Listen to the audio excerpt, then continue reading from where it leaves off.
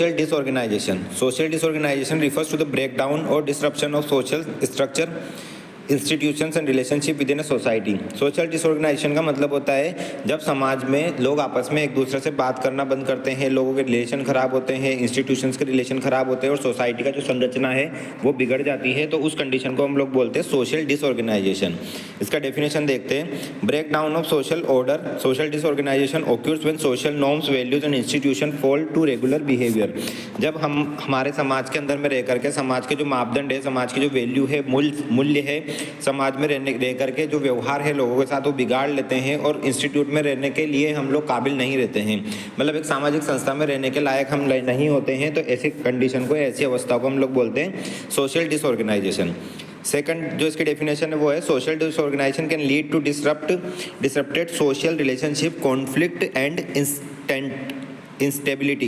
इसका मतलब है कि सोशल डिसऑर्गेनाइजेशन जब हो जाता है, जब समाज बिगड़ जाता है या समाज में रहने की जो अवस्था होती है वो बिगड़ जाती है, तो ऐसी कंडीशन में क्या होते हैं, हमारे जो सोशल रिलेशनशिप्स होते हैं वो ख़राब होते हैं, कॉन्फ्लिक्ट आते हैं, कई सारे द्वंद्व आते हैं, लोगों के बीच में संघर्ष की अवस्थाएं पैदा हो जाती है और साथ में इनस्टेबिलिटी, मतलब जो स्टेबिलिटी है, मतलब जो एक समानता है, एक साधारणता है या एक सततता जो लगातार चलते रहते हैं, वो भी बिगड़ जाता है।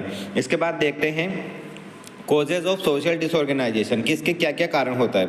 तो पहला है सोशल चेंजेस। जब समाज में चेंजेस आते रहते हैं, समाज में होने वाले कई सारी चीज़ों के अंदर में चेंजेस होते हैं, कई सारे रीति रिवाज और कई सारे जैसे मान सम्मान लोगों का या उठना बैठना लोगों का, इन सब चीज़ों में चेंज आता है। बहुत सारे लोग जो गरीब होते हैं वो अमीर हो जाते हैं, बहुत सारे लोग जो अमीर होते हैं वो अचानक से गरीब हो जाते हैं, या ऐसी कुछ अवस्थाओं में लोग क्या करते हैं कि उनसे कभी कभी बात करना बंद कर देते हैं या तालमेल बनाना बंद कर देते हैं। तो ऐसी कंडीशन में सोशल चेंजेस की वजह से डिसऑर्गेनाइजेशन हो सकता है। दूसरा है इकोनॉमिक इनस्टेबिलिटी। जब इसमें भी वही कंडीशन है कि इकोनॉमिक इनस्टेबिलिटी रहती है, कभी किसी के पास पैसा होता है तो सभी लोग उसके पास में रहते हैं, उसके साथ सोशलाइज होते हैं, और अगर किसी के पास पैसा नहीं होता है तो फिर उसके साथ में सोशलाइजेशन करना बंद कर देते हैं, उससे बातचीत करना बंद कर देते हैं। तो इस तरीके से गरीबी या इनइक्विटी, असमानता की वजह से भी लोग डिसऑर्गेनाइज हो जाते हैं। थर्ड है कल्चरल कॉन्फ्लिक्ट। कल्चरल कॉन्फ्लिक्ट का मतलब होगा कि लोगों के जो धार्मिक, जो लोगों के धर्म है, लोगों के जो कल्चर है, लोगों के जो रीति रिवाज है वो अलग अलग होते हैं, उसकी वजह से भी लोग अलग अलग तरीके से डिसऑर्गेनाइज होकर के रहते हैं। आपस में मिलजुल कर रहना ऑर्गेनाइजेशन होता है, और अगर मिलजुल कर नहीं रहते तो फिर डिसऑर्गेनाइजेशन कहलाता है। तो अगर कल्चर की वजह से लोग अपने धर्म की वजह से अगर अलग अलग रहते हैं, दो अलग अलग धर्म के लोग अगर साथ में नहीं रह पाते तो वो social disorganization due to cultural conflict कहलाएगा। Weakened social institutions. अगर हमारे जो सोशल इंस्टीट्यूट है वो वीक है, जैसे हमारे परिवार में हमारे संबंध जो है वो अच्छे नहीं है, हमारे एजुकेशनल इंस्टीट्यूट जो है, हमारा स्कूल कॉलेज आदि यूनिवर्सिटी आदि में अगर हमारे जो रिलेशनशिप जो है हमारे साथ में काम करने वाले, हमारे साथ में पढ़ने वालों के साथ में, तो उसकी वजह से सोशल डिसऑर्गेनाइजेशन होता है। इसके बाद देखते हैं कंट्रोल ऑफ सोशल डिसऑर्गेनाइजेशन। इस पर कैसे हम लोग कंट्रोल कर सकते हैं, इस जो समाज में ऊंच नीच या समाज में जो डिसऑर्गेनाइजेशन हो रहा है जिससे लोग अलग थलग हो रहे हैं, तो इसको कैसे कंट्रोल कर सकते हैं। सबसे पहला है strengthening social institution. Social institution को स्ट्रेंथ कर सकते हैं, मतलब मजबूती ला सकते हैं। मतलब इस तरीके से हम लोग कर सकते हैं कि हम लोग कोई भी एजुकेशनल इंस्टीट्यूट होगा तो उसमें सभी धर्मों के लोगों को साथ में समान अधिकार दें, मिलजुल कर रहना सिखाएं, या फिर हमारी जो फैमिली होती है, फैमिली में सभी को समान अधिकार दे सकते हैं। किसी को ऊंचा नीचा नहीं दिखाना चाहिए। कोई अगर पैसा नहीं कमाता है तो उसको इस तरीके से नहीं देखना चाहिए कि वो सिर्फ पढ़े पढ़े सिर्फ घर पर खा रहा है, और मतलब उस तरीके से उसको नहीं करना चाहिए ट्रीट की, उसकी कोई वैल्यू नहीं है। तो हर इंसान की अगर वैल्यू करते हैं तो वो ऑर्गेनाइज होता है और साथ में मिलजुल कर चलता है। दूसरा है कम्युनिटी इंगेजमेंट, कि कम्युनिटी में रहने वाले लोग अगर आपस में एक दूसरे के साथ पार्टिसिपेट होकर के कई सारी जो प्रतिस्पर्धाएं हैं, कई सारे जो कॉम्पिटिशन्स होते हैं उसमें अगर पार्टिसिपेट करते हैं, एक दूसरे के साथ में कई सारे जो प्रोग्राम्स होते हैं, फंक्शंस होते हैं, फेस्टिवल्स होते हैं, उनको अगर साथ में मिलकर अटेंड करते हैं तो वो कम्युनिटी इंगेजमेंट होगा। इसके बाद में सोशल पॉलिसीज़। क्या क्या सोशल पॉलिसीज़ है, कई सारी सोशल पॉलिसीज़ होती है जिसकी वजह से, जैसे सोशल पॉलिसीज़ का मतलब ऐसा हो जाता है कि जैसे समाज में लोग कई तरह के नियम बनाते हैं, कायदे कानून बनाते हैं, तो उन नियमों के अंतर्गत अगर हम रह कर के काम करते हैं तो उसकी वजह से हम लोग डिसऑर्गेनाइज होने से बच सकते हैं, डिसऑर्गेनाइजेशन पे कंट्रोल आ सकता है। फोर्थ है कॉन्फ्लिक्ट रिजोल्यूशन। तो जो कॉन्फ्लिक्ट आ रहे हैं हमारे बीच में, द्वंद्व आ रहे हैं या फिर लोगों के बीच में जो कन्फ्यूजन्स हो रहे हैं, उन कन्फ्यूजन्स को दूर करना, मिसअंडरस्टैंडिंग को दूर करना इसकी वजह से भी हम लोग क्या कर सकते हैं, डिसऑर्गेनाइजेशन को कंट्रोल कर सकते हैं। इसके बाद डिसऑर्गेनाइजेशन को मैनेज करने के लिए क्या क्या प्लानिंग हम लोग करेंगे, तो उसके लिए पहला है community based initiative. Community based initiative का मतलब है कि हम लोग सब साथ में मिलकर के कोऑपरेट करेंगे, एक कम्युनिटी बनाएंगे, एक समुदाय बनाएंगे जिसमें सभी लोगों को समान अधिकार मिले। दूसरा है सोशल इम्पैक्ट असेसमेंट। अब हम ये देखेंगे कि किस तरीके से हम समाज को ऑर्गेनाइज कर सकते हैं, कैसे वापस सबको जोड़ सकते हैं। तो उसके लिए सोशल इम्पैक्ट असेसमेंट करना पड़ेगा कि किस व्यक्ति का कितना प्रभाव हमारे समाज के ऊपर पड़ रहा है। अगर किसी व्यक्ति का नेगेटिव इफेक्ट हमारे समाज पे पड़ रहा है तो उसको हम समाज से बाहर कर सकते हैं, लेकिन उसकी वजह से जो बाकी लोग समाज से बाहर हो रहे हैं उनको वापस से हम लोग समाज के अंदर ला सकते हैं। तो इस तरीके से हम ज़्यादातर जो इम्पैक्टफुल चीज़ें हैं उनको शो करके या उनको प्रेफरेंस दे करके भी और समाज को एक कर सकते हैं। इसके बाद में है कोलैबोरेटिव प्लानिंग। तो कोलैबोरेशन कर सकते हैं। कोलैबोरेशन का मतलब है कि कई लोगों को अलग अलग तरह के अधिकार दे सकते हैं, कई लोगों को स्टेक होल्डर्स बना सकते हैं। स्टेक होल्डर का मतलब होता है कि लोगों को अपने अपने अधिकार दिए जाए, या लोगों को एक समाज में अगर कोई भी प्रोग्राम हो रहा है, जैसे कि कोई भी फंक्शन होता है तो उस फंक्शन में जैसे किसी को फाइनेंस के लिए हम लोग बोल सकते हैं कि वो पैसे कलेक्ट करेगा, किसी को बोलेंगे कि वो सारा जो सामान रहेगा उसको लेकर आएगा, किसी को बोल सकते हैं कि वो जैसे अगर कोई धार्मिक प्रोग्राम कर रहे हैं तो स्वीट्स का प्रोग्राम वो करेगा, ये अरेंजमेंट करेगा, ये फूड अरेंजमेंट करेगा, वो ट्रेवल अरेंजमेंट करेगा। इस तरीके से हम लोग क्या कर सकते हैं, कोलैबोरेट करके एक दूसरे के साथ में और हमारी जो भी स्ट्रेटजीज है उनको इफेक्टिव तरीके से शो कर सकते हैं। तो ये एक तरीका हो जाएगा सोशल डिसऑर्गेनाइजेशन को प्लान करने का। इसके बाद में एविडेंस बेस्ड इंटरवेंशन, ये भी हम लोग कर सकते हैं कि एविडेंस बेस्ड इंटरवेंशन हम लोग कर सकते हैं। मतलब हम लोग क्या कर सकते हैं कि समाज में जो भी हमको एविडेंस दिख रहे हैं, जो भी हमको सबूत दिख रहे हैं कि कौन व्यक्ति कितना अच्छे से काम कर रहा है, कौन व्यक्ति समाज को कितना वैल्यू देता है, किस व्यक्ति को समाज में इज्जत देने की ज़रूरत है, तो उन सब चीज़ों को हम लोग एविडेंस के रूप में स्वीकार करके और उसकी ऊपर हम लोग प्लानिंग कर सकते हैं। उस प्लानिंग के आधार पर हम लोग समाज को एक कर सकते हैं। इसके बाद में importance of addressing social disorganisation. तो सोशल डिसऑर्गेनाइजेशन को एड्रेस करने का या उसको पहचानने की क्या महत्वता है, उसको पहचानने की सबसे बड़ी महत्वता ये है कि हम लोग समाज को वापस से एकजुट करना चाहते हैं। तो समाज में होने वाला जो भेदभाव है, जो टूटा हुआ समाज है, उसको वापस से जोड़ना जरूरी होता है। तो सबसे पहले इम्पोर्टेंस क्या है, प्रमोटिंग सोशल स्टेबिलिटी, कि हमको हमारा सामाजिक जो स्टेबिलिटी है, सामाजिक स्थिरता है, उसको बढ़ावा देना है। दूसरा है इम्प्रूविंग क्वालिटी ऑफ लाइफ, लोगों का जो जीवन है उसकी क्वालिटी को बढ़ाना है। इसके बाद में रिड्यूसिंग कॉन्फ्लिक्ट। कॉन्फ्लिक्ट का मतलब एक तरीके से कन्फ्यूजन हो सकता है कि दो या दो से ज़्यादा अगर चीज़ें हमारे सामने चल रही है तो उनके बीच में हमको कन्फ्यूजन होने लगता है, तो उसको रिड्यूस करना, उसको कम करना है और सोसाइटी में होने वाली जो भी अच्छी चीज़ें हैं उनको बढ़ाना। इसके बाद सेकंड जो हमारा टॉपिक है वो है मेजर सोशल प्रॉब्लम्स। हमारे समाज में कई तरह की बड़ी बड़ी प्रॉब्लम्स हो रही है जो कि समाज को कई अलग अलग भागों में बांट देती है, अलग अलग तरीके से तोड़ देती है, लोगों के जीवन जीने के तरीके को बदल देती है। तो उसमें कई लोग काफ़ी अच्छा जीवन जीते हैं और कई लोग अच्छा जीवन नहीं जी पाते। तो उसके लिए जो मेजर प्रॉब्लम्स है, कुछ मेजर प्रॉब्लम्स हम देखेंगे। पहला है पुअर्टी। पुअर्टी का मतलब होता है गरीबी। पुअर्टी एक बहुत बड़ी सोशल प्रॉब्लम है, बहुत ज़्यादा इसके अंदर में प्रॉब्लम आती है। Poverty it has far reaching consequences that impact individual, community and the economy as a whole. जो पुअर्टी होती है वो हमारे किसी भी एक मतलब व्यक्ति के ऊपर, इंडिविजुअल के ऊपर, कम्युनिटी, हमारा समुदाय के ऊपर और हमारे देश की जो इकोनॉमी है, हमारे देश की जो अर्थव्यवस्था है, उस पर भी काफ़ी प्रभाव डालती है। Poverty leads to issue like inadequate access to education, health care and basic necessities। Poverty की वजह से, गरीबी की वजह से लोगों को एजुकेशन पूरा नहीं मिल पाता है, हेल्थ केयर अच्छा नहीं मिल पाता है और जो बेसिक खाने पीने की व्यवस्था होती है वो भी नहीं मिल पाती है। रहना, घर, मकान, ये सारी चीज़ें नहीं मिल पाती है और लोग अपना अच्छा जीवन नहीं जी पाते हैं। Contributing to a cycle disadvantage, additionally it can exacerbate other social problems like crime, inadequate and health डिस्पार्टीज। इसका मतलब है कि साथ साथ में जब पुअर्टी में जब लोगों को गरीबी की वजह से अगर खाना पीना अच्छी तरीके से नहीं मिल पा रहा है, एजुकेशन अगर अच्छा नहीं मिल पा रहा है, अच्छा हेल्थ नहीं मिल पा रहा है, फिर इसकी वजह से क्राइम को, इनएडिकेटी को और हेल्थ डिस्पैरिटीज़ को बढ़ावा मिलता है। क्राइम का मतलब हो गया गुनाह, अगर लोग करने लग जाते हैं गरीबी की वजह से तो वो क्राइम हो जाएगा। इनएडिकेटी मतलब लोगों को समानता का अधिकार नहीं मिल पाएगा और हेल्थ प्रॉब्लम्स भी लोगों को आने लगती है। Poverty restrict access to essential essential resources like food, shelter, health care and education. Poverty की वजह से कई सारी चीज़ें रेस्ट्रिक्ट हो जाती, कई सारी चीज़ें रुक जाती है, जैसे कि खाना पीना, शेल्टर मतलब रहना, हेल्थ केयर मतलब स्वास्थ्य और एजुकेशन का मतलब शिक्षा। Negativity impact physical and mental health, और इसकी वजह से हमारे मानसिक और शारीरिक स्वास्थ्य पर भी प्रभाव पड़ता है। And limiting opportunities for social mobility, और समाज में आगे बढ़ने के लिए हमको जो अवसर है वो भी कम हो जाते हैं। इसके बाद है high poverty rates can lead to social unrest, increased crime rates and a decline in the overall quality of life within communities।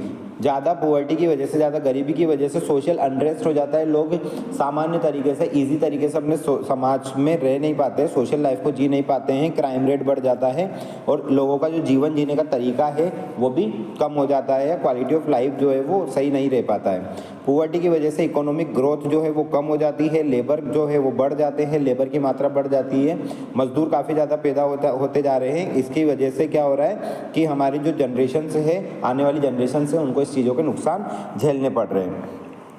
तो ये गरीबी हो गई। दूसरा है हाउसिंग। हाउसिंग मतलब मकान की अगर फैसिलिटी नहीं होगी, अगर अच्छे तरीके से लोगों को जो हाउसिंग है वो नहीं मिल पाएगा, तो उसकी वजह से क्या क्या प्रॉब्लम हो सकती है।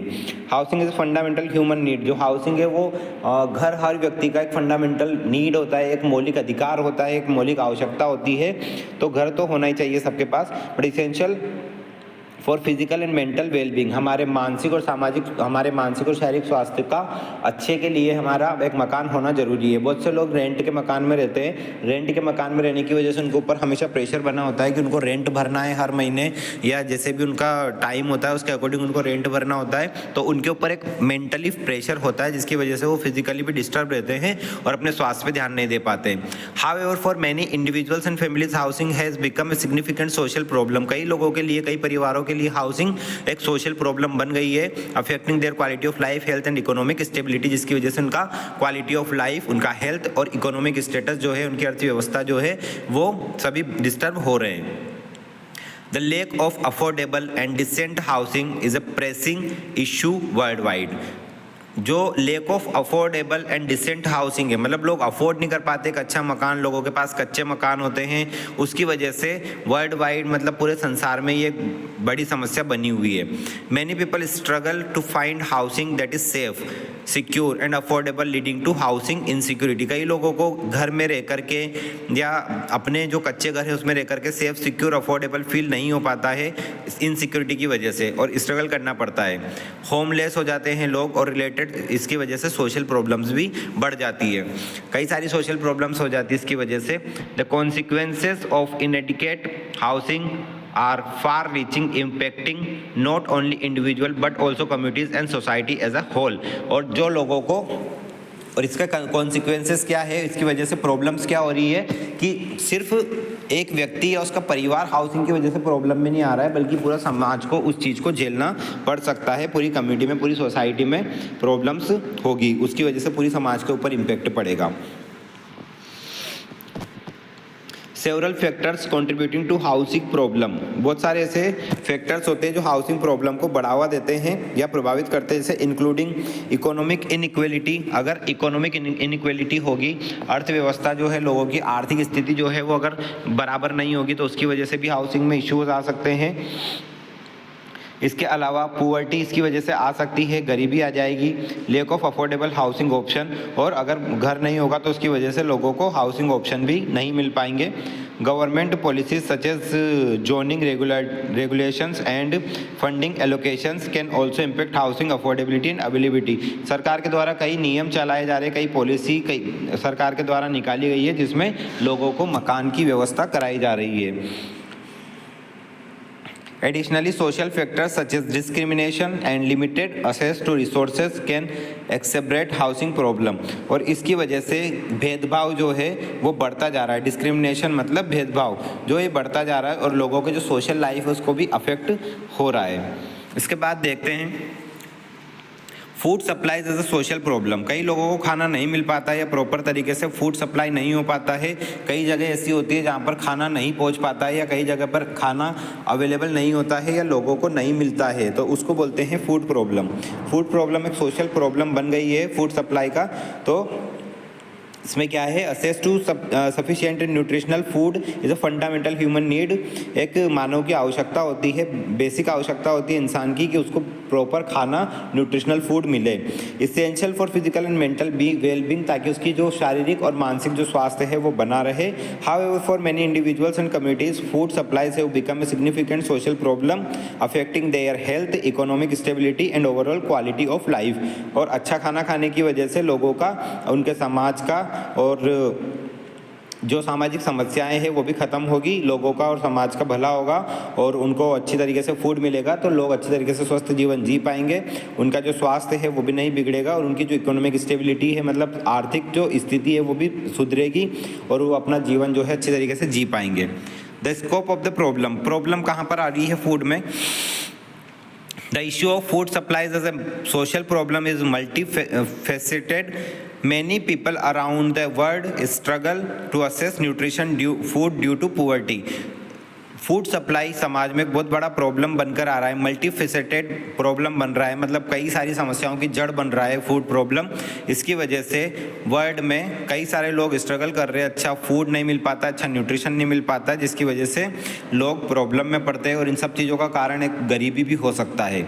लेक ऑफ इंफ्रास्ट्रक्चर्स, अगर लोगों का जो आर्थिक व्यवस्था है वो अच्छा नहीं है, इंफ्रास्ट्रक्चर लोगों का जो घर का बनावट है, संरचना है वो अच्छा नहीं है। इंफ्रास्ट्रक्चर में हम लोग ये भी ऐड कर सकते हैं कि लोगों का जहाँ पर रहने की जो जगह है, बहुत सारे लोग स्लम एरियाज में रहते हैं, गंदी मलिन बस्तियों में रहते हैं, तो उसकी वजह से भी लोगों को प्रॉपर फूड नहीं मिल पाता है। And limited availability of health food option, और बहुत सी बार हेल्थी फूड ऑप्शन जो रहते हैं वो अवेलेबल नहीं हो पाते सस्ते दामों पर, जिसकी वजह से लोग उसको अफोर्ड नहीं कर पाते और खा नहीं पाते और अपनी स्वास्थ्य को बिगाड़ देते हैं। This can lead to food insecurity, malnutrition related health problem. इसकी वजह से फूड इनसिक्योरिटी, माल न्यूट्रिशन मतलब कुपोषण और रिलेटेड हेल्थ प्रॉब्लम्स देखने को मिल सकती है। Consequences of inadequate food supplies are far-reaching, impacting not only individual but also communities and society as a whole। और इसकी वजह से दूर जाकर के, आगे जाकर के ये जो चीज़ें हैं सिर्फ एक व्यक्ति को नहीं बल्कि समाज को और समुदाय को पूरी तरीके से इम्पेक्ट कर सकती है, प्रभावित डाल सकती है। Causes of food supply problem, अब फूड सप्लाई में प्रॉब्लम क्यों आ रही है, क्यों प्रॉपर फूड नहीं मिल पा रहे, तो उसका reason several factors contribute to food supply problem including poverty, lack of access to markets and inefficient food distribution system। कई बार क्या होता है फूड सप्लाई प्रॉब्लम इसलिए आती है क्योंकि गरीबी होती है, लोग प्रॉपर खाना खरीद नहीं पाते हैं, मार्केट्स जो होते हैं कई बार दूर दूर होते हैं, इसकी वजह से नहीं खरीद पाते हैं, या फूड सप्लाई जो है वो इनएफिशिएंट होता है, फूड डिस्ट्रीब्यूशन जो होता है वो इनएफिशिएंट होता है, सही तरीके से फूड सप्लाई नहीं हो पाता है। क्लाइमेट चेंजेस की वजह से कुछ लोग होते हैं जो कि गर्मी या सर्दी की वजह से या बारिश की वजह से फूड को सप्लाई नहीं कर पाते, जिसकी वजह से एक पर्टिकुलर एरिया में रहने वाले लोगों को वो खाना नहीं मिल पाता जो उनको चाहिए होता है। इसके अलावा बहुत सारे कॉन्फ्लिक्ट होते हैं, मिसकन्फ्यूज़न, इसके बाद and economic instability can also disturb food supply. और इकोनॉमिक इनस्टेबिलिटी जो होती है, आर्थिक असमानता, उसकी वजह से भी प्रॉब्लम होती है। Additionally social factors such as lack of education and limited access to resources can limit individual ability to access nutritional food. कई बार सोशल फैक्टर्स जैसे कि lack of education, lack of resources, इन सब चीज़ों की वजह से भी क्या होता है, लोगों को प्रॉपर फूड नहीं मिल पाता है। इसके बाद नेक्स्ट सोशल प्रॉब्लम जो है वो है इलिटरेसी। इलिटरेसी मतलब अशिक्षा। अशिक्षा क्या है? अशिक्षा की वजह से हर व्यक्ति को पढ़ने लिखने का अधिकार होता है, हर व्यक्ति को पढ़ने लिखने की आवश्यकता होती है, लेकिन कई सारे लोग दुनिया में ऐसे हैं, वर्ल्ड वाइड ऐसे बहुत सारे लोग हैं जिनको शिक्षा प्राप्त नहीं हो पाती है, जिसकी वजह से उनके जीवन पर, उनके समाज पर, उनकी कम्युनिटी पर, सभी चीज़ों पर इसका असर पड़ता है। स्कोप्स ऑफ सोशल प्रॉब्लम, क्या क्या स्कोप्स है सोशल प्रॉब्लम में, कहाँ से प्रॉब्लम्स आ रही है? कई लोगों को लिखने में, पढ़ने में प्रॉब्लम्स होती है। यूनेस्को के अनुसार 770 मिलियन अडल्ट लोग जो है आज भी इलिटरेट है और पढ़ने लिखने में असमर्थ है, विद 2/3 बीइंग वुमन, और जिसमें से 2/3 जो है वो वुमन है। मतलब महिला शिक्षा जो है वो बहुत कम दी जा रही है पुरुष शिक्षा की तुलना में। Literacy can be attribute to various factor including lack of access to education, poverty and social inadequacies. Equality. इसका मतलब है कि जो लिटरेसी है वो कई जगह पर इस वजह से भी अफेक्ट हो रही है क्योंकि गरीबी है या लोगों को इनइक्वलिटी है या लोगों में असमानताएं होती है छुआछूत की वजह से, और इन सब चीज़ों की वजह से अनटचेबिलिटी, जो कॉजेज ऑफ इलिटरेसी, ये सब चीज़ें होती है। इसके बाद हम देखते हैं क्या क्या कारण है इलिटरेसी का। Several factors contributing to illiteracy including lack of access to quality education, poverty and social inequality। मतलब जो कारण है अशिक्षा का वो सबसे पहला कारण है गरीबी और दूसरा कारण है इनइक्वलिटी, सोशल इनइक्वलिटी मतलब सामाजिक असमानता। इन चीज़ों की वजह से नहीं मिल पाता है। बहुत सी जगह पर होता है कि गरीब के बच्चे अच्छे वाले स्कूल में नहीं जा पाते जस्ट बिकॉज कि उन लोगों को वो एक्सेप्ट नहीं करते हैं, इस वजह से वो नहीं जा पाते हैं। तो ये सब चीज़ें होती है जिसकी वजह से इलिटरेसी हो रही है।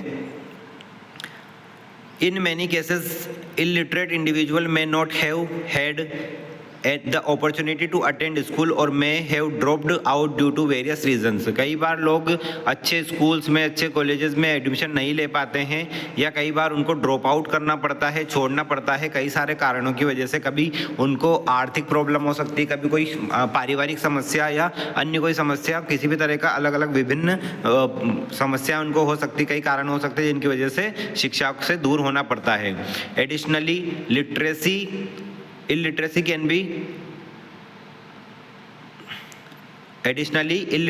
can be perpetuated by societal attitudes and norms that devalue education and literacy। तो कई बार जो होता है इलिटरेसी इस वजह से लोग नहीं कर पाते हैं क्योंकि उनके जो मापदंड है, उनके जो सामाजिक अधिकार होते हैं, उनके जो मूल्य होते हैं उसको लोग डिवैल्यू करते हैं या उन चीज़ों को लोग उतना मान्यता नहीं देते या उतनी वैल्यू नहीं करते हैं, उसकी वजह से लोग इलिटरेट रह जाते हैं। मतलब जब लोगों की बातों को उतना ध्यान नहीं दिया जाता है या कोई भी इंसान है जो कि पढ़ा लिखा है लेकिन अगर वो अच्छी तरीके से अपनी बात को एक्सप्रेस नहीं कर पाता है या समझा नहीं पाता है तो उसकी वजह से लोग उसको इलिटरेट समझते हैं और बाद में उसका नेगेटिव इफेक्ट जो है उसकी लाइफ पर पड़ता है और फिर बाद में उसका जो शिक्षा का प्रसार है वो धीरे धीरे कम होता जाता है। तो ये भी कुछ कारण होते हैं इलिटरेसी के। इसके बाद देखते हैं प्रोस्टिट्यूशन एक कॉम्प्लेक्स सोशल इशू। ये एक बहुत जटिल सामाजिक समस्या है, बहुत जटिल सामाजिक इशू है, कॉम्प्लेक्स इशू है। प्रोस्टिट्यूशन का मतलब होता है वेश्यावृत्ति। जो लोग सेक्स वर्कर्स होते हैं, सेक्सुअल एक्टिविटीज़ करते हैं due to some financial reasons, मतलब पैसों की वजह से, पैसों की कमी की वजह से, या कुछ लोग इसे आजकल एक शौक के तौर पर देखते हैं तो और साथ साथ में इसे एक आजकल बिजनेस के तौर पर भी देखते हैं। तो प्रोस्टिट्यूशन एक बहुत ज़्यादा बड़ा सोशल कॉम्प्लेक्स इशू है। इसमें क्या होता है, Prostitution is a multifaceted and contentious issue that has been debated by scholars, policy makers and the general public for centuries। कई सदियों से जो स्कॉलर्स होते हैं, जो पढ़े लिखे लोग होते हैं या जो बड़े लोग होते हैं, जो राजनीतिक लोग होते हैं और कई सारे पॉलिसी मेकर्स होते हैं, मतलब जिन लोगों की कई सारी अलग अलग पॉलिसीज चलती है, उन सब लोगों ने और जनरल पब्लिक ने, सामान्य पब्लिक ने, सबने मिलकर के प्रोस्टिट्यूशन को कई सालों से, कई वर्षों से, 100 वर्षों से ज़्यादा समय से इसको एक समस्या बताया है। It involves exchange of sexual services for money और other forms of compensation and its prevalence varies widely across different culture and societies. जो प्रोस्टिट्यूशन होता है इसके अंदर में क्या आता है, एक्सचेंज ऑफ सेक्सुअल सर्विसेज, जिसमें सेक्सुअल सर्विसेज को एक्सचेंज किया जाता है पैसों के लिए या फिर किसी और कंपनसेशन के लिए। लोग एक दूसरे का फ़ायदा करते हैं जिसके लिए उनको एक सेक्सुअल सर्विसेज एक दूसरे को प्रोवाइड करवाना पड़ता है। And its prevalence various widely across different culture and society. और आजकल ये प्रिविलेंस बना हुआ है कई सारी सोसाइटी के लिए, कई सारे कल्चर्स के लिए, और पूरी दुनिया में ये फैला हुआ है। तो एक बहुत बड़ी सामाजिक समस्या है प्रोस्टिट्यूशन। इसका कारण क्या है? Prostitution is often linked to poverty, lack of education and limited job opportunities. जब लोगों में गरीबी होती है, शिक्षा का अभाव होता है या जॉब के अवसर नहीं मिल पाते हैं, रोजगार के अवसर नहीं मिल पाते हैं, तो ऐसी कंडीशन में लोग पैसे कमाने के लिए एक मौका देखते हैं या पैसे कमाने के लिए एक अवसर देखते हैं जिसमें प्रोस्टिट्यूशन को वो शामिल कर लेते हैं। Many individuals who engage in prostitution do so as a means of survival, particularly in situation where they lack access to other forms of employment or financial support। बहुत सारे लोग जीवन जीने का तरीका बना लेते हैं प्रोस्टिट्यूशन को, क्योंकि उनके पास अदर कोई एम्प्लॉयमेंट का, रोजगार का या पैसे कमाने का कोई दूसरा ऑप्शन नहीं होता है या उनको नज़र नहीं आ रहा होता है। ऐसी कंडीशन में वो लोग खुद को उस बिजनेस के अंदर या एक प्रोस्टिट्यूशन के व्यवसाय के अंदर में लोग खुद को डाल देते हैं और अपने आप को उसी का हिस्सा मानने लगते हैं। Additionally, prostitution can be fueled by societal attitudes and norms that objectify and commodify the human body। Prostitution जो होता है उसको समाज और समाज के लोगों के द्वारा ही चलाया जाता है, बट फिर भी उन्हीं लोगों के द्वारा उसको ठुकराया जाता है और उन्हीं लोगों के द्वारा उसको गलत बताया जाता है। पर्सपेक्टिव ऑन प्रोस्टिट्यूशन, लोगों के क्या नज़रिया है प्रोस्टिट्यूशन को लेकर के। There are different perspective on prostitution ranging from those who view it as a legitimate form of work to those who see it as a form of exploitation। कुछ लोग प्रोस्टिट्यूशन को एक लेजिटिमेट मतलब एक सामान्य तरीके से, मतलब एक नॉर्मल ही तरीका मानते हैं पैसा कमाने का, और कुछ लोग इसको एक अंग प्रदर्शन का तरीका मानते हैं। मतलब कुछ लोग इसको गलत मानते हैं, कुछ लोग इसको ठीक सही मानते हैं। Some argue that prostitution can be consensual and empowering choice for individual, while other argue that it is inherently exploitative and degrading। बहुत सारे लोग इसको एम्पावरिंग चॉइस मानते हैं। एम्पावरिंग चॉइस मतलब कुछ लोग मानते हैं कि ये सही है और इसको किया जाना चाहिए, जबकि कुछ लोगों का मानना है कि ये एक्सप्लॉइटेटिव है और डिग्रेडेड है। एक्सप्लॉइटेटिव मतलब जिसमें अंग प्रदर्शन होता है, और डिग्रेडेड मतलब काफ़ी भद्दा या गंदा लोग इसको मानते हैं। नेक्स्ट है डोरी। डोरी का मतलब होता है दहेज प्रथा। दहेज प्रथा एक सामाजिक एविल होता है, एक सामाजिक बुराई होती है। Dowry a payment made by the bride's family to the groom's family at the time of marriage. जब लड़की के घर वालों या दुल्हन के घर वालों के द्वारा दूल्हे के घर वालों को जब पैसा दिया जाता है शादी के टाइम पे, उसे दहेज कहा जाता है। It is a long standing social practice in many cultures. कई सारे कल्चर्स में, कई सारे रीति रिवाजों में, समाजों में इसको एक सामाजिक कार्य माना गया है या फिर इसे एक नॉर्मल तरीके का काम माना जाता है, जो कि एक कंपलसरी होता है। Despite being illegal in many countries, dowry remains a widespread and deeply ingrained traditional perpetuating gender inequality, financial burden and social injustice। कई सारी कंट्रीज़ में इसे इलीगल माना गया है क्योंकि डोरी की वजह से, दहेज की वजह से कई सारे लोगों को इसका समस्या का सामना करना पड़ता है। जेंडर्स जो होते हैं वो भी जैसे कि ऐसा होता है कि बहुत सारे लड़कों को अगर कोई लड़की नहीं मिल रही है या शादी के लिए अगर इक्विवेलेंसी नहीं मिल रही है, समानता नहीं मिल रही है, तो उसकी वजह से भी लोग क्या करते हैं, पैसा दे करके और जो शादी होती है, जो मैरिज होती है, उसको फिक्स कर देते हैं। तो एक तरीका ये भी होता है। इसके अलावा इनइक्वलिटी, कभी कभी भेदभाव, ऊंच नीच होता है, तो उसकी वजह से लोगों को पैसा देना पड़ता है। फाइनेंशियल बर्डन लोगों के ऊपर पड़ता है, और सोशल इनजस्टिस मतलब अन्याय होता है लोगों के साथ में। तो ये डोरी होता है। इसके कारण क्या है? द प्रैक्टिसेस ऑफ डोरी is often rooted in societal attitudes and norms that view women as economic burden।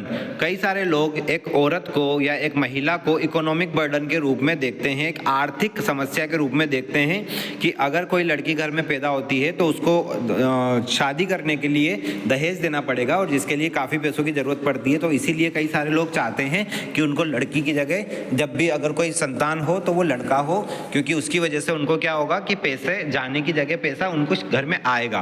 तो ये कारण होता है जिसकी वजह से लोग जेंडर इनइक्वलिटी करते हैं, असमानता करते हैं, लिंग भेदभाव करते हैं, और जिसकी वजह से लोग कई बार जन्म के समय बच्चों का जो जेंडर होता है उसको भी चेक करवा लेते हैं। तो ये कारण होता है। इसके बाद में additionally dowry can be fueled by social pressure to marry off daughters quickly and to secure a good match. कई बार जो दहेज होता है वो इस प्रेशर में आकर भी लोग दे देते हैं कि लड़की की जल्दी से शादी हो जाए और उसको एक अच्छा जो परिवार है, अच्छा घर है या अच्छा लड़का मिल जाए, इसके लिए भी लोग कई बार दहेज देने को तैयार हो जाते हैं। डोरी रिलेटेड वायलेंस, और डोरी की वजह से वायलेंस क्या होता है? दहेज की वजह से क्या क्या वायलेंस हो सकते हैं? दहेज की वजह से कई बार जो ब्राइड होता है उसको बर्न कर दिया जाता है, जला दिया जाता है, डेथ भी होता है, डोमेस्टिक वायलेंस होता है। घर पे कई बार लड़की को कहा जाता है कि और दहेज लेकर आए, अदरवाइज उसके साथ में मारपीट और अब्यूजिंग वर्ड्स वगैरह का यूज़ किया जा सकता है। इसके बाद women who are unable to meet dowry demands or who are deemed inadequate by their in-laws may face physical and emotional abuse। और जो लड़कियां जो डोरी की डिमांड होती है, दहेज की जो डिमांड होती है उसको पूरा नहीं कर पाती है, तो उनके इन-लॉज मतलब उनके जो हस्बैंड के जो फैमिली होती है उनकी वजह से उसको फिजिकली और मेंटली इमोशनली बहुत ज़्यादा अब्यूज़ किया जाता है, परेशान किया जाता है और हर बात के लिए उनको कई सारी चीज़ें सुनाई जाती है। इसके बाद अगला जो सोशल प्रॉब्लम है चाइल्ड लेबर। चाइल्ड लेबर मतलब बाल मजदूरी। बाल मजदूरी का मतलब होता है जब 14 साल से कम का बच्चा किसी भी दुकान पर, किसी भी कंपनी में, कहीं पर भी अगर कोई छोटा से लेके बड़े तक का अगर किसी भी तरह का कोई काम करता हुआ पाया जाता है तो उस बच्चे को चाइल्ड लेबर माना जाता है।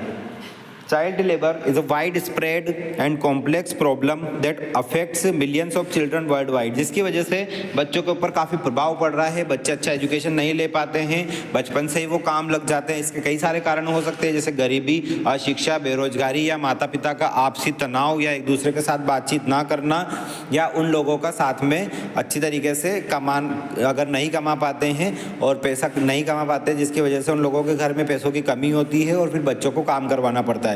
इसके अलावा और भी कुछ समस्याएं होती है, उसमें बच्चों का अनाथ होना, ऑर्फन होना, या किसी अनाथ आश्रम में होना, या बच्चों का किसी गलत व्यक्ति के द्वारा गलत तरीके का इस्तेमाल किया जाना। तो ये बहुत सारे कारण होते हैं। बेगरी इन सब चीज़ों की वजह से बच्चे क्या करते हैं, चाइल्ड लेबर करते हैं। तो कभी कभी बच्चे चाइल्ड लेबर बन जाते हैं, कभी कभी लोग बच्चे बेगर बन जाते हैं। तो कभी भीख मांगना पड़ता है और कभी खुद कमा कर खाने की कोशिश करते हैं। तो दोनों ही अवस्थाओं में बच्चे अपना जो शिक्षा है और अपना जो जीवन है उसको अच्छे तरीके से परिपूर्ण नहीं कर पाते हैं। It involves the exploitation of children through work that deprives them of their childhood. जिसकी वजह से उनका जो बचपना होता है वो ख़त्म हो जाता है। Interference with their ability to attend school and is mentally, physically, socially और मोरली हार्मफुल। जिसकी वजह से उनके नैतिक मूल्यों की हानि होती है, उनके मानसिक, शारीरिक और सामाजिक जो विकास होता है उसकी भी हानि होती है। चाइल्ड लेबर के कॉजेज़ क्या क्या है? Child labour is often linked to poverty, uneducation और limited job opportunities for adults. कई बार आगे जा कर के अगर हमको अच्छी जॉब अपॉर्चुनिटीज़ नहीं मिल पाती है तो उसकी वजह से बच्चे बचपन से ही काम करने लग जाते हैं और थोड़ा 14 साल की उम्र से ही पहले ही काम करने लग जाते हैं, तो वो चाइल्ड लेबर की श्रेणी में आ जाते हैं, जिसका कारण उनकी गरीबी या अशिक्षा हो सकता है। In many cases childrens are forced to work to support their families और देमसेल्व्स। कई बार बच्चों को खुद का खर्चा निकालने के लिए या उनके परिवार को सपोर्ट करने के लिए फोर्स किया जाता है कि वो जा करके और काम करें। Particularly in situation where there is no social safety net और सपोर्ट सिस्टम। बहुत सी बार वहाँ पर जहाँ वो काम कर रहे कोई सोशल सेफ्टी नहीं होता है, कोई सपोर्ट सिस्टम नहीं होता है, तो इस वजह से भी बच्चों को काम करना पड़ता है। Additionally cultural and societal attitudes that devalue education and prioritize work experience can contribute to child labour. कई बार ऐसा होता है कि लोगों को सामान्यतः ये देखने को मिलता है कि लोगों को पढ़ाई से ज़्यादा, एजुकेशन से ज़्यादा और वर्क एक्सपीरियंस, जो कि बच्चा बचपन से ही काम करेगा, अगर छोटे से ही काम करेगा तो बड़े होने तक उसको कई सारा एक्सपीरियंस हो जाएगा। जैसे कई सारे बच्चे कई सारी दुकानों पर काम करते हैं, कुछ लोग गैरेज में वर्क करते हैं, कुछ लोग होटल्स पे वर्क करते हैं, कुछ लोग कोई छोटा बड़ा काम करके और अपने आप को स्टेबल करने की कोशिश करते हैं। बट इस चक्कर में उनका जो एजुकेशन है वो कम हो जाता है, एजुकेशन जो है वो ख़त्म हो जाता है और आगे जा कर के उनको कई सारी प्रॉब्लम्स होती है।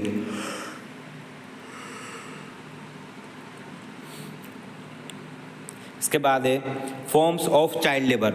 चाइल्ड लेबर की क्या क्या फॉर्म्स है? Hazardous work.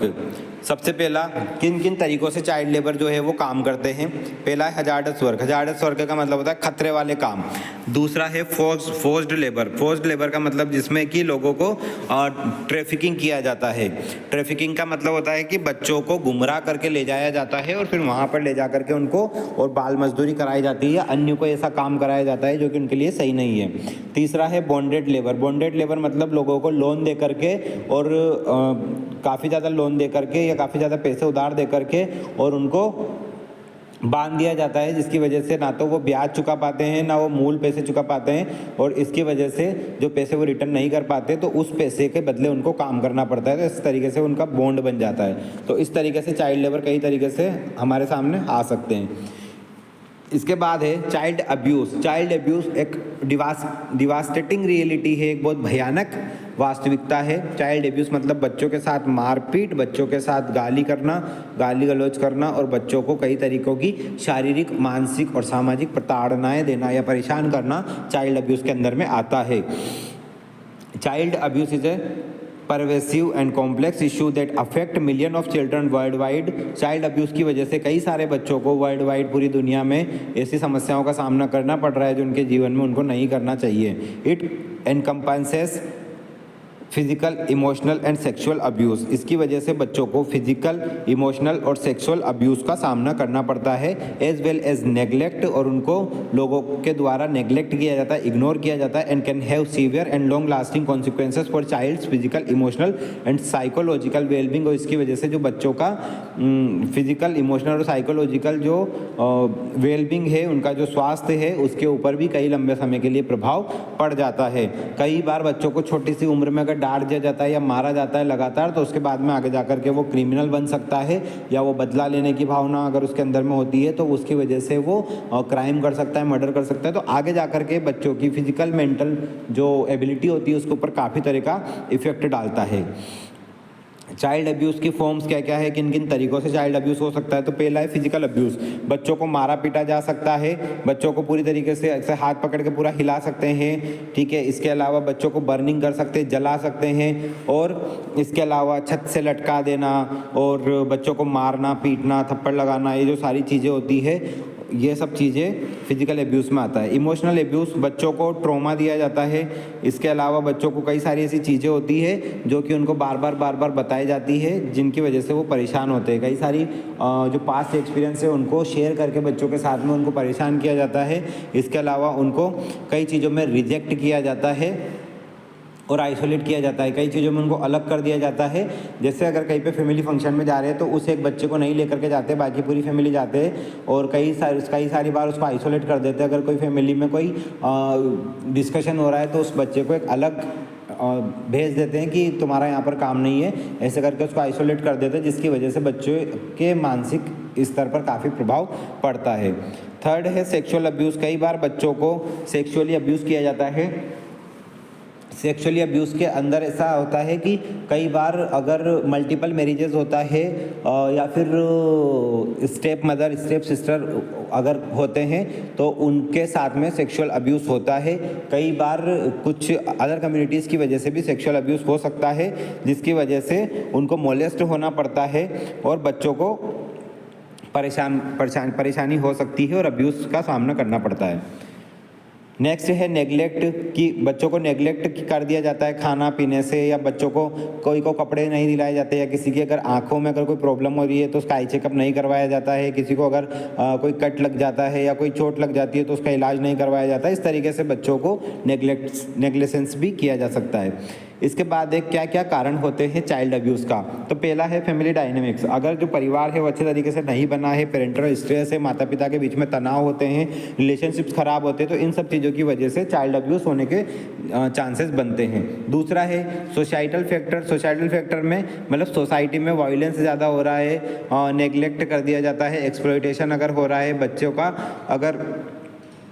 अच्छी तरीके से उन्हें तैयार नहीं किया जाता है समाज के लिए, तो उसकी वजह से भी फिर चाइल्ड अब्यूज़ होता है और समाज वाले भी उन्हें एक्सेप्ट नहीं करते। Individual factor, parental mental health issues अगर हो, माता पिता को अगर मेंटल हेल्थ इशू हो, सब्सटेंस अब्यूज़ हो, अगर किसी का फादर अगर एल्कोहलिक या ड्रग एडिक्ट हो तो उसकी वजह से बच्चे को उसका इफेक्ट पड़ता है। और पर्सनल कोई हिस्ट्री अगर हो कोई ट्रॉमा की, बच्चे को जैसे कोई चोट लगी हो जिसकी वजह से बच्चा काम नहीं कर पा रहा है, मेंटली उतना स्टेबल नहीं है, या अगर उसकी जो ओरिजिनल एज है उस हिसाब से अगर वो काम नहीं कर पा रहा है, 15 साल का बच्चा अगर 6-7 साल के बच्चे जैसा बिहेव कर रहा है तो फिर उसके साथ में उस तरह का व्यवहार होता है, उसकी वजह से वो ट्रॉमा झेलना पड़ता है उसको।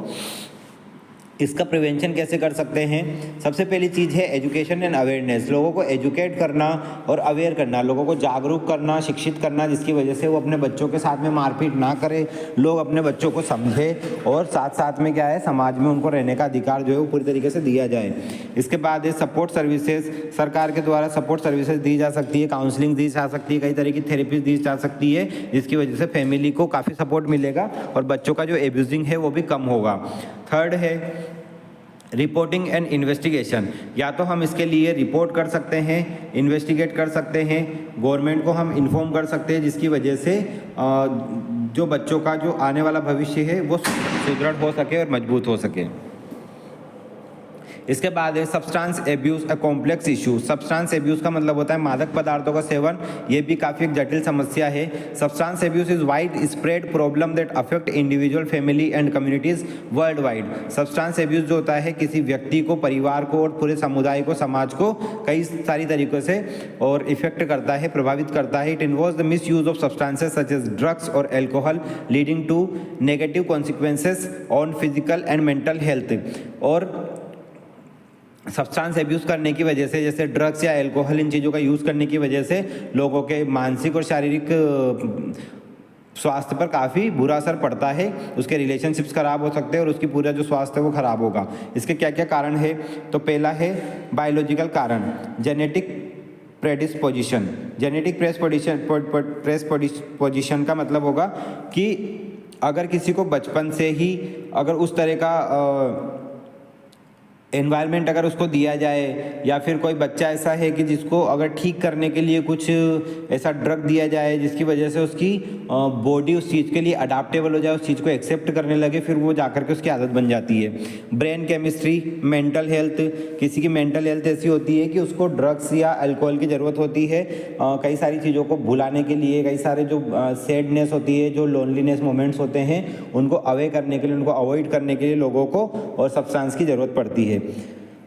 इसके अलावा और क्या कारण हो सकते हैं? एनवायरमेंटल फैक्टर हो सकता है, पीयर प्रेशर, साथ वाले लोगों का प्रेशर होता है। कई बार कि कोई एक बच्चा है जो कि अच्छा पढ़ाई करता है, उसको साथ वाले बोलते हैं बार बार कि तुझे पढ़ाई में टॉप करना है, अच्छे तरीके से नंबर लेकर आना है और उसके लिए तुझे रात रात भर पढ़ना पड़ेगा, जिसके लिए तुझे सिगरेट पीना पड़ेगा, क्योंकि उसकी वजह से तेरी नींद ज़्यादा देर तक जगी रहेगी या ज़्यादा देर तक तू जग पाएगा और पढ़ पाएगा। तो ऐसी कंडीशन में आकर बच्चे प्रेशर में आकर के बच्चे क्या करते हैं कि सिगरेट स्मोकिंग स्टार्ट कर देते हैं और धीरे धीरे जाकर के उनकी आदत बन जाती है। आगे जाकर के वो एल्कोहलिक, ड्रग एडिक्ट, सभी तरह की आदतें अपना लेते हैं। स्ट्रेस बच्चों को हो जाता है, कई बार पढ़ाई के लेकर के या कई पारिवारिक समस्याओं को लेकर के स्ट्रेस हो जाता है। इसकी वजह से ट्रॉमा या exposure to substances can increase the risk of substance abuse. और इसके अलावा कई बार साथ वाले लोगों के एक्सपोजर की वजह से, साथ वाले लोगों के अगर साथ में बैठने की वजह से अगर सब्सटेंसेस अगर उनका वो यूज़ करते हैं तो उनके साथ साथ में कई बार प्रेशर में हम लोग या फिर मन से भी यूज़ कर देते हैं। तो ये एक एनवायरमेंटल फैक्टर्स होते हैं। इसके अलावा सोशल फैक्टर्स क्या है? Social norms. कई बार ऐसी सोसाइटीज़ होती है जहाँ पर आपको सब्सटेंस एब्यूज़ एक कॉमन कल्चर माना जाता है, तो उसको फॉलो करना पड़ता है। कल्चरल एटीट्यूड्स होते हैं। Lack of support system can perpetuate substance abuse. और कई बार ऐसे सपोर्ट सिस्टम जो है वो कमज़ोर हमारे होते हैं, तो उसकी वजह से हम जो सब्सटेंस एब्यूज़ होते हैं उनको कम नहीं कर पाते हैं और हम लोग लगातार उसके दलदल में फंसते जाते हैं। टाइप्स ऑफ सब्सटेंस एब्यूज़, तो अल्कोहल, ड्रग्स और पॉली सब्सटेंसेस। पॉली सब्सटेंसेस का मतलब होता है जब व्यक्ति ड्रग्स, अल्कोहल और अदर तरह के जो ड्रग्स होते हैं उनको भी अगर यूज़ करते हैं साथ में, तो वो पॉली सब्सटेंसेस हो जाएगा। इसके अलावा सब्सटेंस एब्यूज़ को कैसे हम लोग कम कर सकते हैं, कैसे पहचान कर सकते हैं, तो हम लोगों को प्रिवेंशन करना पड़ेगा। इसके लिए उसको लोगों को कोपिंग मैकेनिज्म सिखाना पड़ेगा, लोगों को सिखाना पड़ेगा कि जब वो सब्सटेंस एब्यूज़ नहीं करते थे उससे पहले उनका जीवन कैसा था और उस जीवन को बिना सब्सटेंस के यूज़ किए हुए कैसे वापस से चला सकते हैं। दूसरा है ट्रीटमेंट, लोगों का ट्रीटमेंट करके भी हम लोगों को सब्सटेंस एब्यूज़ से दूर कर सकते हैं। कई सारी तरह की थेरेपीज़ होती है, मैकेनिज्म्स होते हैं, काउंसलिंग्स और गाइडेंस लोगों को दे करके भी हम लोगों को ठीक कर सकते हैं। सपोर्ट सिस्टम कई बार एक अच्छा फ़ायदा हो जाता है सब्सटेंस को दूर करने के लिए। फैमिली फ्रेंड्स अगर पूरी तरीके से ध्यान दें तो उसकी वजह से सब्सटेंस एब्यूज़ को कम किया जा सकता है। इसके बाद देखते हैं HIV एड्स एक ग्लोबल चैलेंज है। HIV एड्स क्या होता है? HIV एड्स एक ह्यूमन इम्यूनोवायरस होता है, HIV वायरस होता है जिसके हमारे शरीर में प्रवेश करने के द्वारा एड्स नाम की बीमारी होती है जिसे बोलते हैं एक्वायर्ड इम्यूनोडेफिशिएंसी सिंड्रोम, जो कि पूरी दुनिया में कई ज़्यादा बढ़ी हुई है। अब एक्वायर्ड इम्यूनोडेफिशिएंसी सिंड्रोम की वजह से क्या होता है, हमारा जो इम्यूनिटी सिस्टम होता है वो वीक हो जाता है, जिसकी वजह से हमारी बॉडी के अंदर मल्टीपल प्रॉब्लम्स होती है, कई सारा तरह का इन्फेक्शन होता है और हमारा शरीर किसी भी तरह की इम्यूनिटी बूस्टर को एक्सेप्ट नहीं कर पाता है, जिसकी वजह से हमारा शरीर कमज़ोर होता जाता है और इवन लास्ट में ये एक डेथ का कारण बन जाता है। HIV is a virus that attack the body's immune system while AIDS is the most advantages stage of HIV infection. HIV infection हमारे शरीर में प्रवेश करता है और आगे जाकर के ये एक एडवांस स्टेज में ये जाकर के और एड्स नाम की बीमारी बनता है। अब इसके कारण क्या क्या है, कॉजेज क्या है HIV एड्स के? तो पहला इसका कारण रहेगा ट्रांसमिशन। ट्रांसमिशन मतलब HIV is primarily spread through unprotective sex, sharing needles and mother to child transmission during pregnancy, child birth and breast feed. किसी भी चीज़ का आदान प्रदान अगर होता है तो वो ट्रांसमिशन कहलाता है। जैसे कि अनप्रोटेक्टेड सेक्स अगर होता है, अगर मल्टीपल पार्टनर के साथ सेक्स करते हैं तो उसकी वजह से भी और अनप्रोटेक्टेड तरीके से विदाउट एनी अगर किसी कॉन्ट्रासेप्टिव डिवाइस के यूज़ के बिना अगर हम लोग सेक्स करते हैं तो उसकी वजह से भी HIV एड्स होने के चांसेस होते हैं। इसकी वजह से इन्फेक्टिव मटेरियल जो होते हैं एक व्यक्ति से दूसरे व्यक्ति में प्रवेश कर सकते हैं। इसके अलावा शेयरिंग नीडल्स, अगर नीडल्स हम लोग शेयर करते हैं किसी HIV इन्फेक्टेड पर्सन की नीडल को अगर हम लोग शेयर करते हैं किसी अन्य व्यक्ति में, अगर यूज़ करते हैं हॉस्पिटल्स में, क्लिनिक्स में, तो ऐसी वजह से भी उस व्यक्ति दूसरे व्यक्ति में फैलने के चांसेस होते हैं। Mother to child transmission during pregnancy, अगर मदर को HIV एड्स है तो बच्चे को भी HIV एड्स होने के चांसेस होते हैं। इसके अलावा चाइल्ड बर्थ और ब्रेस्ट फीडिंग, जब चाइल्ड बर्थ होता है तो कई सारे तरह के इन्फेक्शन होते हैं जिसमें HIV एड्स इन्फेक्शन भी शामिल हो सकता है और ब्रेस्ट फीडिंग की वजह से भी बच्चे में फैल सकता है। इसके अलावा रिस्क फैक्टर क्या क्या है, किन लोगों को हो सकता है? Certain behaviour such as unprotective sex, अगर अनप्रोटेक्टिव सेक्स करते हैं तो उसकी वजह से, मल्टीपल सेक्सुअल पार्टनर्स अगर होंगे तो उसकी वजह से, इंजेक्शन या ड्रग यूज़ करते हैं, कोई इंजेक्शन या कोई ड्रग अगर यूज़ करते हैं जो कि इन्फेक्टिव हो तो उसकी वजह से भी HIV एड्स हो सकता है। Increase the risk of HIV transmission. Prevention and treatment क्या क्या है? प्रिवेंशन रहेगा, प्रिवेंशन के लिए हम लोगों को सेफ सेक्स प्रैक्टिस करना है, मल्टीपल पार्टनर के साथ सेक्स नहीं करना है। अगर मल्टीपल पार्टनर के साथ सेक्स करना है तो उसके लिए हम लोगों को प्रोटेक्शन की आवश्यकता होती है। नीडल एक्सचेंज प्रोग्राम हम लोग कर सकते हैं जिसके अंदर में हम लोगों को क्या करना है कि जो नीडल्स होती है उनको एक ही बार यूज़ करना है, बार बार उनको यूज़ नहीं करना है। ट्रीटमेंट क्या रहेगा? Anti retroviral therapy, ART treatment होता है। ART treatment specially for HIV AIDS वाले पेशेंट होते हैं उनके लिए दिया जाता है। इन लोगों को HIV इन्फेक्शन को कम करने के लिए या जो उसकी प्रोग्रेशन है, डिसीज़ का जो फैलना है, बढ़ना है, उसको कम कर सकते हैं और क्वालिटी लाइफ को इम्प्रूव कर सकते हैं। Global response to HIV AIDS, जो दुनिया भर में जो रिस्पॉन्स चल रहा है HIV एड्स को लेकर के वो क्या है? फर्स्ट है अवेयरनेस एंड एजुकेशन, लोगों को अवेयर किया जाता है, जागरूक किया जा रहा है, शिक्षित किया जा रहा है जिसकी वजह से HIV एड्स को कम किया जा सके। दूसरा है एक्सेस टू ट्रीटमेंट, लोगों को ART का ट्रीटमेंट दे करके ठीक किया जा रहा है। और थर्ड है रिसर्च एंड डेवलपमेंट की HIV के लिए और अन्य क्या टीके या वैक्सीनेशन बनाए जा सके जिसकी वजह से HIV को कम किया जा सके। इसके अलावा नेक्स्ट जो डिसीज़ है वो है कोविड-19। कोविड-19 का मतलब होता है कोरोना वायरस नामक एक बीमारी होती है जिसके जो कि 2019 से लेकर के 2021 तक काफ़ी मात्रा में स्प्रेड हुई थी, जिसकी वजह से हमारे इंडिया में भी काफ़ी सारे लोगों को इसका शिकार बनना पड़ा था। कोविड-19 जो होता है एक SARS-CoV-2 वायरस से होता है। सार्स वायरस होता है severe acute respiratory syndrome virus. Severe acute respiratory syndrome SARS एक वायरस होता है जिसकी हमारे शरीर में प्रवेश करने की वजह से हमको कई सारे तरह की प्रॉब्लम्स होती है। उस प्रॉब्लम को बोलते हैं कोविड-19। कोविड-19 वाली जो प्रॉब्लम होती है इसके अंदर में हमारी बॉडी कमज़ोर होने लगती है, हमारी बॉडी के अंदर वायरल इफेक्ट होते हैं, जिसकी वजह से तेज बुखार और अन्य सारी कई लक्षण हमको दिखाई देने को मिलते हैं। Understanding the virus, its transmission, diagnosis and prevention is crucial for developing effective strategies to combat it।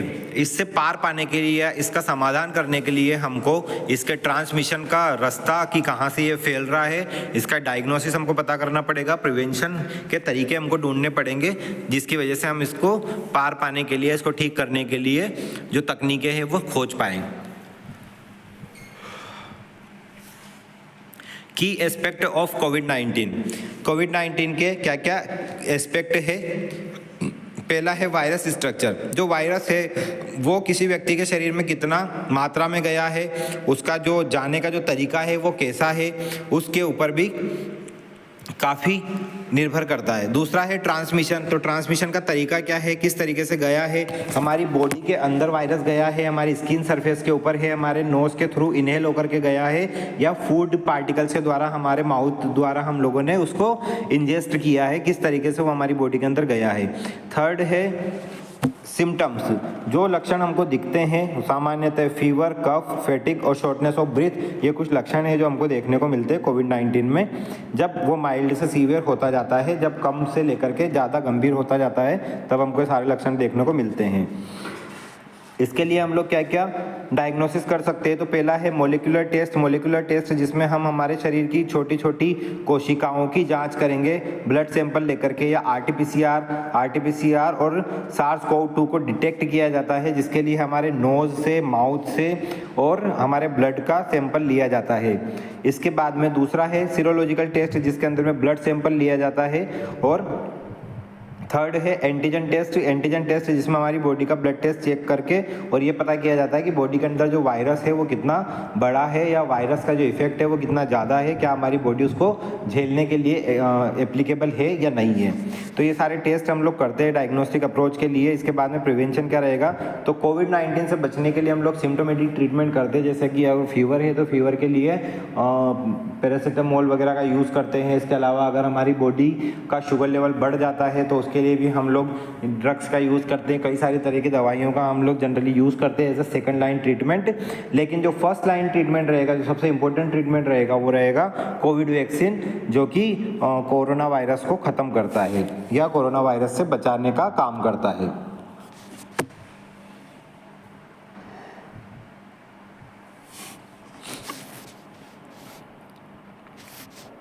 Next है वल्नरेबल ग्रुप्स क्या होंगे। वल्नरेबल का मतलब ऐसा होगा कि ऐसे लोग या ऐसा समूह जो लोग एक दूसरे के ऊपर या मतलब ऐसे लोग जो किसी अन्य व्यक्ति के ऊपर निर्भर होते हैं अपना काम करने के लिए, या जो लोग इंडिपेंडेंट नहीं होते, आत्मनिर्भर नहीं हो पाते, जिन लोगों को किसी और की सहायता लगती है, किसी और की ज़रूरत लगती है अपने दैनिक जीवन के कार्यों को करने के लिए, वो समूह वल्नरेबल ग्रुप के अंदर में आता है। तो वल्नरेबल ग्रुप के अंदर में कौन कौन से लोग आते हैं। पहला है चिल्ड्रन एंड अडल्ट, ऐसे बच्चे जो कि खुद का काम नहीं कर पाते, छोटे बच्चे जो होते हैं खुद का जैसे कि टॉयलेट ट्रेनिंग जिनको नहीं होता है, फूड जो बच्चे खाना खुद से नहीं खा पाते हैं, अपना नहाना करना सब कुछ अच्छे से नहीं कर पाते हैं, उन लोगों के लिए, उन बच्चों के लिए उनके पेरेंट्स की ज़रूरत लगती है, तो वो वल्नरेबल होते हैं। उनको अगर बाहर कहीं ले जाना है बच्चों को तो उसके लिए भी किसी का हाथ पकड़ के और उनको जाना पड़ता है, अकेले बच्चे नहीं जा सकते हैं, तो वो वल्नरेबल हो जाते हैं। दूसरा है वुमेन्स एंड गर्ल्स। वुमेन्स और गर्ल्स को आज के समाज में सेफ्टी के नाम पर कुछ भी नहीं है, तो इसलिए उनको वल्नरेबल होना पड़ता है, उनको किसी और के ऊपर डिपेंडेंट होना पड़ता है, अपने फादर, ब्रदर, इन लोगों के साथ में या फैमिली के मेंबर के साथ में उन लोगों को घर से बाहर निकलना होता है, या फिर अन्य किसी महिला के साथ या स्त्री के साथ में उनको बाहर निकलना होता है, या उनके साथ कई सारे फिजिकली या मेंटली अब्यूज़ हो सकते हैं, तो उसके लिए भी उनको ध्यान रखना पड़ता है। इसके अलावा ओल्डर अडल्ट, ऐसे लोग जो कि 60 साल या 60 साल की उम्र से ज़्यादा है, या कई सारे लोग जो कि 50 या 45 की उम्र के बाद भी अगर कई सारी समस्याओं का सामना कर रहे हैं, कोई फिजिकली या मेंटली इश्यूज अगर वो झेल रहे हैं, तो उनके लिए भी वो भी वल्नरेबल ग्रुप्स में आते हैं।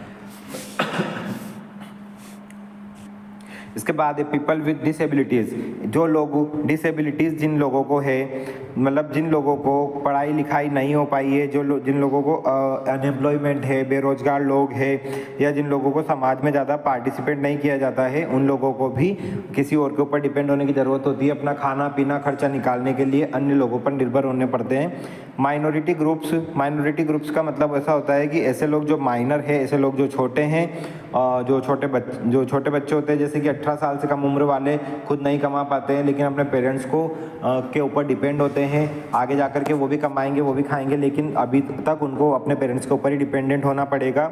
तो ऐसे बच्चे जो रहते हैं, इसके अलावा दे में एक्सपीरियंस डिस्क्रिमिनेशन, उनको भेदभाव का सामना करना पड़ता है।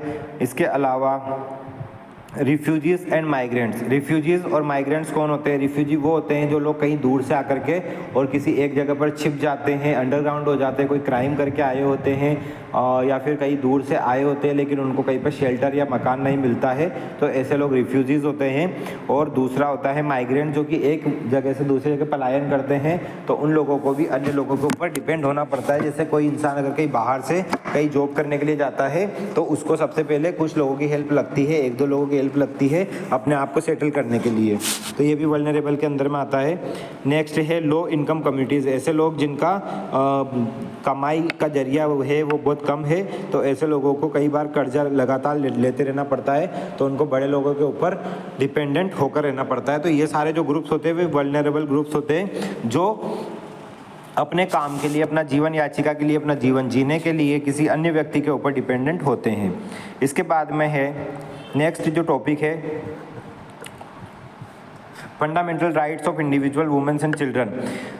किसी भी व्यक्ति के, महिला के या बच्चों के जो फंडामेंटल राइट्स है, जो मौलिक अधिकार है, सामान्य जो उनके अधिकार होते हैं, वो क्या क्या है। सबसे पहले देखते हैं इंडिविजुअल राइट्स, एक सामान्य व्यक्ति के अधिकार क्या है। राइट टू लाइफ, हर व्यक्ति को अपना जो जीवन है वो अच्छी तरीके से जीने का, सेफ्टी के साथ जीने का अधिकार है। दूसरा राइट टू लिबर्टी, हर व्यक्ति को अपना लिबर्टी मतलब अपना जीवन फ्रीडम के साथ में जीने का अधिकार है, बिना किसी इम्प्राइजनमेंट के। बिना किसी इम्प्राइजनमेंट का मतलब होता है कि किसी जेल में या किसी कैद में या किसी के दबाव में ना रहे, हर व्यक्ति अपना जीवन जीने के लिए स्वतंत्र है। राइट टू इक्वलिटी, समानता का अधिकार। Right to freedom of expression, अपनी जो बातें हैं उसको बिना किसी डर के, अपने जो ओपिनियन है, राय है या अपने जो मशवरा है उसको बिना किसी डर के लोगों के सामने एक्सप्रेस करने का फ्रीडम है। इसके अलावा राइट टू प्राइवेसी, और अपनी बातों को, अपनी जो भी पर्सनल चीज़ें हैं, स्वयं की जो चीज़ें हैं उनको पर्सनल रखने का अधिकार व्यक्ति को होता है। नेक्स्ट है वुमेन्स राइट, तो महिला के क्या क्या अधिकार है। राइट टू इक्वलिटी, समानता का अधिकार है। दूसरा अधिकार है right to freedom from violence, किसी भी हिंसा के प्रति, फिजिकल, इमोशनल या साइकोलॉजिकल अगर कोई वायलेंस होती है, कोई झगड़ा होता है तो उसके प्रति बोलने का, उसके प्रति अपनी आवाज़ उठाने का अधिकार होता है। इसके अलावा right to reproductive health, reproductive health का और मैटरनल हेल्थ केयर का भी अधिकार होता है कि उनको जब मन हो तब वो अपना जो पारिवारिक अवस्था है उसको बढ़ा सकते हैं, मतलब बच्चों का बर्थ, चाइल्ड बर्थ, पालन पोषण, लालन पालन, इन सब चीज़ों का अधिकार होता है, रिप्रोडक्टिव हेल्थ। इसके अलावा राइट टू एजुकेशन, शिक्षा का अधिकार है, और इकोनॉमिक एम्पावरमेंट मतलब अर्थव्यवस्था में समानता का अधिकार है, जिसके द्वारा उनको कई सारे जो आर्थिक अवसर है और कई सारे रिसोर्सेज और फायदे हैं वो मिले। इसके बाद में बच्चों के क्या अधिकार है। बच्चों का अधिकार है राइट टू सर्वाइवल, बच्चों को जीवन जीने का अधिकार है, बच्चों को अच्छा खाना, अच्छा पानी, अच्छा रहना पहनना, इन सब का अधिकार है। दूसरा है राइट टू प्रोटेक्शन, बच्चों का अधिकार है कि वो प्रोटेक्ट करे खुद को या उनके पेरेंट्स जो है वो उनको, बच्चों को प्रोटेक्ट करे किसी भी अब्यूज़ से, नेग्लिजेंस से या एक्सप्लॉयटेशन से, किसी भी चीज़ के सामना करने से अचानक से बच्चों को प्रोटेक्ट करे, अचानक से बच्चों को किसी भी तरीके से कोई चीज़ का सामना ना करना पड़े कि जिसकी वजह से वो डर जाए, घबरा जाए और उसकी वजह से उनका पूरा जीवन जो है वो बाद में और किसी मेंटल डिप्रेशन की वजह से या प्रॉब्लम की वजह से निकालना पड़े। इसके अलावा राइट टू डेवलपमेंट, बच्चों को अपना विकास करने का अधिकार है। एजुकेशन, सोशल, इमोशनल या स्किलफुल तरीके से अपना डेवलपमेंट करने का अधिकार है। राइट टू पार्टिसिपेशन, बच्चों को अधिकार है कि वो किसी भी चीज़ में पार्टिसिपेट कर सकते हैं। पार्टिसिपेट करना मतलब कि जिन चीज़ों के योग्य वो है, उन चीज़ों में वो पार्टिसिपेट कर सकते हैं, अपनी भाग ले सकते हैं। राइट टू एजुकेशन मतलब पढ़ाई का अधिकार है, वो अपनी जो मानसिक अवस्था है, मानसिक जो कॉग्निटिव प्रोग्रेस है उसको प्रमोट करने का भी अधिकार है। इसके बाद है role of nurse in reducing social problems and enhancing coping. तो सोशल प्रॉब्लम जो होती है, सामाजिक समस्याएं होती है, उनको कम करने में, और एनहेंसिंग कोपिंग का मतलब होता है वापस से व्यक्ति को अपना जीवन जीने के लिए जो बढ़ावा देना है, उसके लिए नर्स के जो रोल है वो क्या है। तो पहला जो रोल है वो है रिड्यूसिंग सोशल प्रॉब्लम। सबसे पहला है नर्स को लोगों को जागरूक करना है कि वो सोशल प्रॉब्लम जो है उनको कम करे। हेल्थ एजुकेशन उनको देना है, कम्युनिटी आउटरीच देना है, मतलब कम्युनिटी तक पहुंचना है नर्स को, और लोगों को कम्युनिटी में जा कर के और एडवाइस देना है, उनको हेल्थ प्रोग्राम्स बनाना है और लोगों को हेल्थ फैसिलिटीज़ प्रोवाइड कराना है। इसके अलावा एडवोकेसी मतलब अपने निर्णय रखना, अपना जो एडवोकेसी है या अपना जो वकालत है या अपने जो फैसले है या जो राय मशवरा है वो लोगों तक पहुंचाना। इसके अलावा कोलैबोरेशन, लोगों के साथ मिलकर के उनके प्रोफेशनल पर्सनल गोल्स को सपोर्ट करना, ये सभी नर्स का अधिकार, नर्स का रोल होता है, नर्स की भूमिका होती है। दूसरा एनहेंसिंग कोपिंग, तो पहला हो गया रिड्यूसिंग सोशल प्रॉब्लम की कैसे सोशल प्रॉब्लम को कम कर सके। दूसरा है कि कैसे कोपिंग करे, कैसे लोगों को सपोर्ट करे। तो पहला है इमोशनल सपोर्ट, दूसरा है कोपिंग स्ट्रेटजीज, लोगों को ये बताए कि कोपिंग स्ट्रेटजीज क्या है, किस तरीके से लोग अपनी जीवन को वापस से कोप कर सकते हैं, वापस से जीवन को अच्छी तरीके से जी सकते हैं, वो उनको स्ट्रेटजीज बताना है। इसके अलावा रेजिलियंस बिल्डिंग, इसके अलावा लोगों को सेल्फ केयर कैसे करना है, सेल्फ अवेयर कैसे रहना है, खुद को कैसे प्रमोट करना है या खुद को जीवन जीने का तरीका कैसे सिखाना है, इसके लिए लोगों को मदद करना है। सपोर्ट ग्रुप्स, और लोगों को सपोर्ट ग्रुप देना है। एज ए नर्स का अधिकार बनता है कि लोगों को सपोर्ट करे हर तरीके से, जिस भी तरीके से वो कर सकते हैं। लोगों को एक अच्छा स्पेस दे, लोगों को बात करने के लिए फ्रीडम दे, लोगों को अपनी राय रखने की का अधिकार दे, लोगों की बात सुने और उन लोगों को प्रॉपर तरीके से और जो भी सोशल प्रॉब्लम्स है उनको समस्या का समाधान करने की कोशिश करें। इसके बाद है social welfare program in India. तो इंडिया में कौन कौन से सोशल वेलफेयर प्रोग्राम चलाए जा रहे हैं। तो इंडिया में कई सारे तरह के सोशल वेलफेयर प्रोग्राम चलाए जा रहे हैं, जिनके अंदर में पहला जो प्रोग्राम है, अब इन प्रोग्राम का मतलब है कि इसकी वजह से सोशल वेलफेयर प्रोग्राम का मतलब है कि समाज के कल्याण के लिए जो प्रोग्राम चलाए जा रहे हैं वो सोशल वेलफेयर प्रोग्राम है, जिसमें Mahatma Gandhi national rural employment guarantee act, MNREGA के अंदर ऐसा होता है कि कोई व्यक्ति अगर बेरोजगार है तो उसको 100 दिनों के लिए रोजगार देने का अवसर होता है, जिसमें उनको कई सारे तरह के काम कराए जाते हैं। जैसे अगर कोई पढ़ा लिखा है तो उसको कंप्यूटराइज्ड वर्क कराया जाता है, अगर किसी को पढ़ाई लिखाई नहीं किया हुआ है, कोई अगर अशिक्षित है तो उसको मजदूरी या अन्य कोई काम दिया जा सकता है। इसके अलावा पब्लिक डिस्ट्रीब्यूशन सिस्टम, जिसके अंदर में लोगों को खाना सप्लाई करना, लोगों को हेल्प सप्लाई करना और जो कुपोषित लोग हैं या भूखे लोग हैं उनको खाना सप्लाई करना। इसके बाद में है ICDS integrated child development services या स्कीम्स, जिसके अंदर में बच्चों को अच्छा एजुकेशन और बच्चों को मुफ्त एजुकेशन, मुफ्त खाना और अच्छी मैटरनल फैसिलिटीज़ दे सकते हैं और कई सारी तरह की अन्य फ़ायदे दे सकते हैं, जिससे उनका स्वास्थ्य पर अच्छा प्रभाव पड़े। इसके अलावा प्रधानमंत्री आवास योजना चलाई गई है, जिसके द्वारा जो गरीब लोग हैं उन लोगों को आवास या मकान रहने के लिए मिले। नेशनल हेल्थ मिशन चलाया गया है। नेशनल हेल्थ मिशन के अंतर्गत में कई सारे लोग जो अच्छे स्वास्थ्य की इच्छा रखते हैं उन लोगों को अच्छा स्वास्थ्य सरकार के द्वारा सरकारी अस्पतालों में मुफ्त में दिया जाता है। इसके अलावा मिड डे मील स्कीम, जिसके बारे में लगभग सबको पता ही है कि मिड डे मील स्कीम का मतलब होता है कि जो सरकारी स्कूल में छोटे बच्चों के लिए दोपहर का जो भोजन होता है उसको मिड डे मील बोला जाता है। वो सिर्फ बच्चों के मेंटल ग्रोथ एंड डेवलपमेंट के लिए, mental physical growth and development के लिए दिया जाता है, जिसकी वजह से बच्चा आगे जा कर के थोड़ा मजबूत बन सके और अपने जीवन को अच्छे से जी सके। बेटी बचाओ बेटी पढ़ाओ इसका मतलब होता है जेंडर डिस्क्रिमिनेशन जो होता है, लिंग भेदभाव होता है, उसको कम करना और महिला शिक्षा पर ज़्यादा ध्यान देना, जिसकी वजह से समानताएं बढ़े समाज में। इसके बाद में प्रधानमंत्री जन धन योजना, ये एक ऐसी योजना है जिसके थ्रू लोगों को फाइनेंशियली सपोर्ट दिया जाता है। लोगों के अकाउंट में हर महीने या हर साल कुछ पैसे डाले जाते हैं, जिसके द्वारा उनको आर्थिक समस्याओं से थोड़ा सा समाधान मिल सके या थोड़ा सा उनको हेल्प मिल सके। Thank you.